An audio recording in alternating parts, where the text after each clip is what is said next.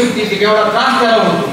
ऐका, मग आता ही क्रिया करायची त्याचं कारण असते, यायला आलेला आहे त्याला, म्हणून आता त्याच्या अवकाळात चाललेलं आहे. आता त्या ठिकाणी सिद्ध झालं, यामध्ये तिथं आलेलं आहे ते मारताय जोडताय म्हणून याच्या आता अवकाळा होता, हे सिद्ध झालंय. आता खाली घेतलं, पहिली क्रिया केली, दुसरी क्रिया केली, दुसरी क्रिया का, हे दोन्ही पाहुणे आहे. आता यमाचे दूत आलेले आहे ना, ते त्रास देत होते ना, आता ते जाण्याकरता त्याच्याकरता भगवंताचं नामचिंतन त्या ठिकाणी करायचं. जे मार्पिता मग भीष्माचार्याने शेरपंजरी पडला असताना जी मुखातून ती भगवंताची नामाने घ्यायची विष्णू सहस्रनाम त्या ठिकाणी करायचं. नामचिंतन त्या ठिकाणी केलं तर आता त्या ठिकाणी महाराज म्हणतात बाबा जिथं नामचिंतन झालं तिथे यमाच्या दूतांना त्यांच्या शिवाला